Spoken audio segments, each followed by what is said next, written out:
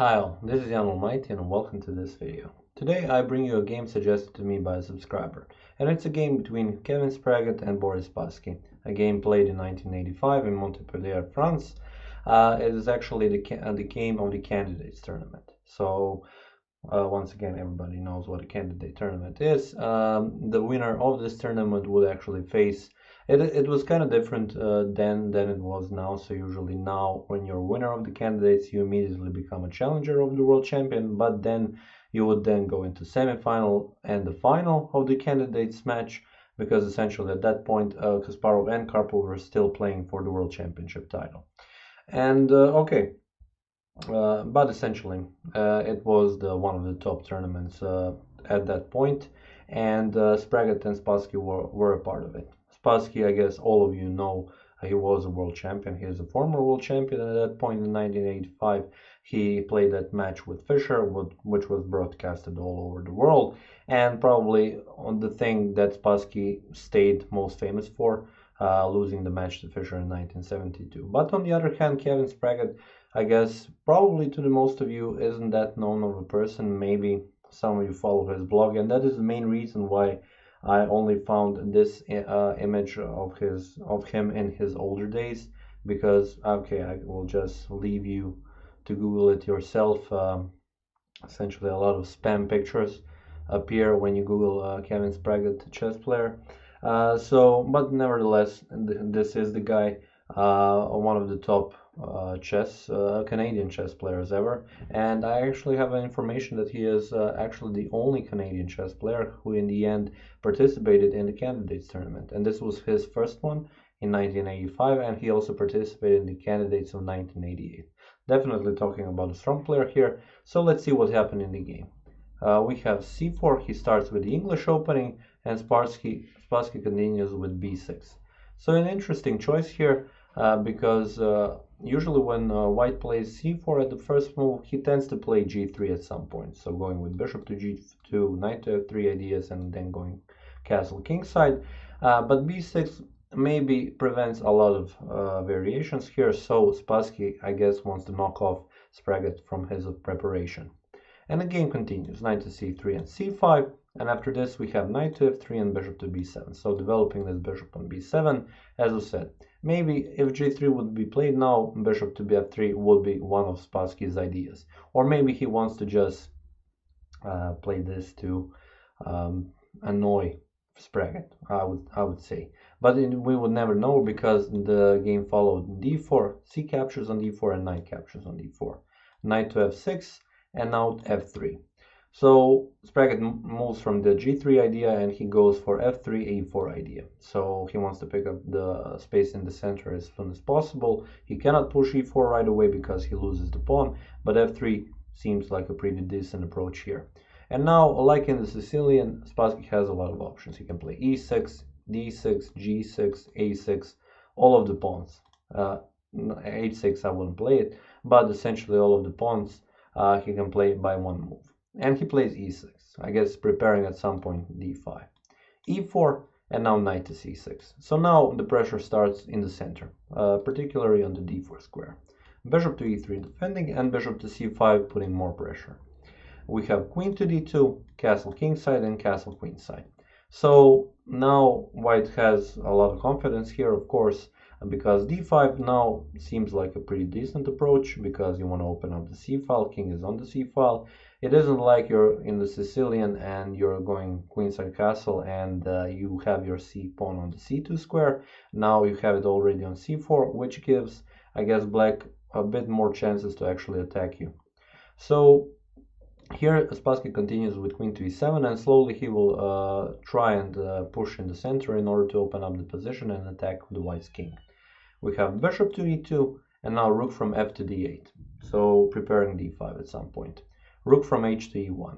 After all of these exchanges, white would like to have the rook on the e file where the queen is. We have d5 now, and now pawn from c captures on d5 first, opening up the c file. Pawn captures on d5 as well. First a knight captures on d4, bishop captures on d4, and only now pawn captures on d5. And now Spraggett has the right idea. He plays e5.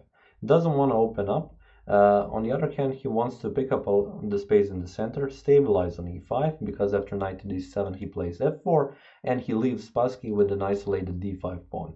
Okay, this pawn is very well guarded, but it could become a liability later in the game. We have rook from a to c8, put the rook on the open file, and king to b1. Bishop captures on d4 and queen captures on d4. So after all of this, white looks better. After knight to c5, we see this d6 square like a very good option for the knight, playing knight to b5, knight to b5 and knight to d6, and also once again this isolated pawn. But first, Spraggett wants to get rid of this rook, so he plays bishop to g4. He doesn't like the rook being on the c file, so having a very good attacker. But Spassky defends with knight to e6, so blocks the bishop. And here Spraggett has the right idea. He captures the knight, pawn captures, and now knight to b5. White is just in a better position. This looks weak, having a weak pawn on e6, having a weak square on d6, and white doesn't have any problems. There won't be any attack anytime soon on the c file, and now the game would go in white's favor. But of course, Spassky still has a couple of things up his sleeve, so let's see what happened. First, rook to c4, so attacking the queen with tempo, queen to d2 so that she defends on f4, and now g5. So could have stopped there and prepared this move a little bit longer, but Spassky decides that at this point he is in a worse position, definitely, and he needs to make some counterplay, and he thinks g5 is the best way to go. So one thing is you need to stop knight to d6 somehow, essentially. G5 stops it definitely, because if you play knight to d6 right away, then rook captures on f4 and you just lost the pawn, and now the e5 pawn doesn't look so stable anymore. So you need to address this g5 thing here. You could play g3. So just the best move in the position. If pawn captures, and g-file is open, what can white hope for that is better in this position? Also, you can capture, but once again, then you kind of block the g-file with your pawns. The king starts becoming more safe. Not so safe, but essentially it isn't the natural move that probably most of the players would play. But Spraggett decides for knight to d4, which is also an okay move, blocking the rook. And also still, Spassky did play g5, so essentially he has weakened his king, and Spraggett can just use that to his own advantage. Pawn captures on f4 and queen captures on f4, and now we have bishop to c8, adding the defender on the e6 square. Rook to e3, failed to mention before, but essentially when you play g5, you kind of hope that at some point one of the rooks will come on the third rank and attack on the g and the h file. Rook to f8 and queen to h6. So the queen was attacked, she moves, bishop to d7. He wants to remaneuver it to e8 and g6, of course, with preparation, because two attackers are on the e6 square. And now we have a bit of a strange move, a3. So with rook to g1 you don't gain anything. So king to h8 just moves and there are no more checks. Everything is defended. But the main idea for white here is actually rook to f3. And you can play it right away, provocate the exchange, and g captures on f3 with an open g file, but then bishop to e8 and bishop to g6 come very soon. And the thing is, the king doesn't have a lot of squares to go to. He would have to go in the corner. It doesn't look too good for white. So this is why Spraggett goes for a3 right away, so that his king has a little bit of a breathing room. We see rook to f7, and now after rook to f3, black doesn't go for the exchange. He plays rook to g7. Rook to f6, and essentially here Spraggett missed a chance to not allow Spassky any counterplay with something like g3, but he played rook to f6 and allowed rook to g2. So now black also has a rook on the second rank. It isn't okay. White king is safer, but essentially he gave some counterplay up, and that will kind of bother him later in the game, not being able to make some moves. Now rook from d to f1, leaving the knight, but threatening checkmate, of course. So rook to c8, and now queen to f4 was played. Just wanted to go through this option of capturing on e6 and why it isn't good for white. If knight captures and bishop captures, rook captures on e6, of course, and now you have queen to c5. And all of a sudden, since this rook has come to g2, there is this idea of queen c2 and queen b2 checkmate in 2. So you have to address it playing king to a1, queen to d4, threatening checkmate, and rook to b1. So this is all forced.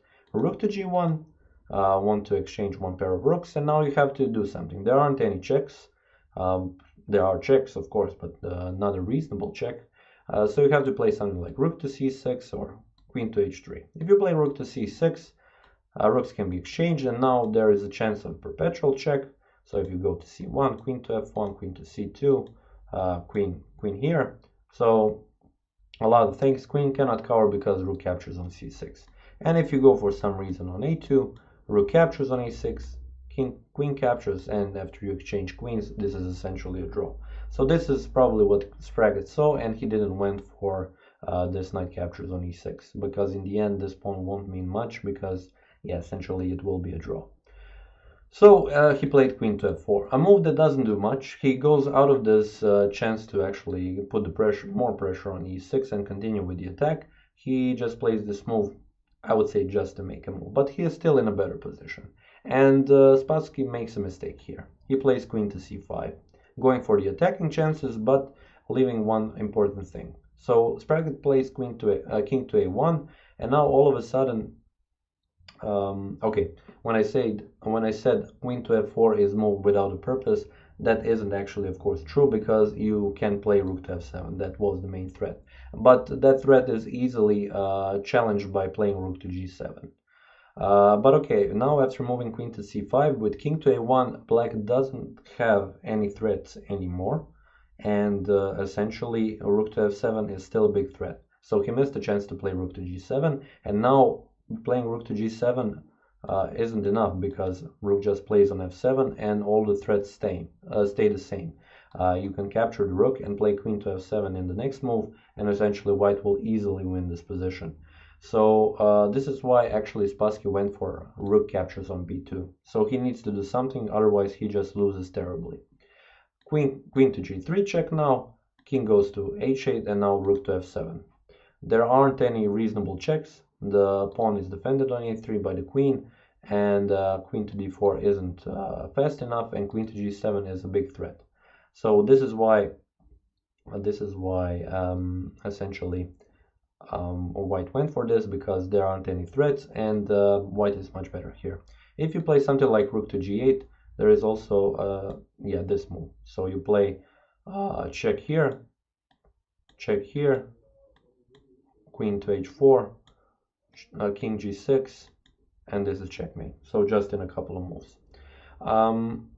If you don't do it, you have to play something else, and Spassky played rook to g2. And now, of course, you don't want to capture, because once again, queen to d4 and a lot of threats here that would, in the end. So if you capture on g2, queen to d4, you could block with the queen. But after rook to c3 and something like rook to f3, capture the rook, capture the queen, capture the rook with check, king to b2. In the end, you're in a position where you have a rook and a bishop and 5 pawns. And the queen and 3 pawns. In a very difficult endgame, white doesn't want to complicate his life. So instead of capturing the rook, Spraggett finds the best move, which is rook captures on h7. So a brilliant sacrifice here. King has to capture on h7, and now rook to f7 check. King to h6 and rook to f6.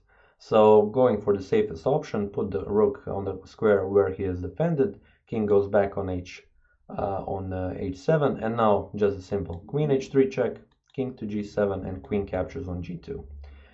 King goes to h7, queen to g6, and after king to h8, Spassky resigned the game, and the reason is because there is checkmate in only a couple of moves. Queen to h5, king g7, this and this, a staircase checkmate, and this is pretty much it. So yeah, a very nice game by Kevin Spraggett. I prepared you the standings in the candidates, so let me just show you that. As you can see, a lot of strong players in 1985. Spraggett in the end ended up being the last in the tournament, but he had this nice win against Spassky and also a nice win against Jan Tiemann. So at least he can remember this tournament for that. But okay, it's not a shame to be the last in the candidates tournament. Of course, it is the tournament of the top chess elite. Okay, this is pretty much it for this video. If you have any other suggestions that some games you would like me to cover, definitely suggest that in the comments down below. And that being said, I would like to thank you for watching this video, and I'll see you next time.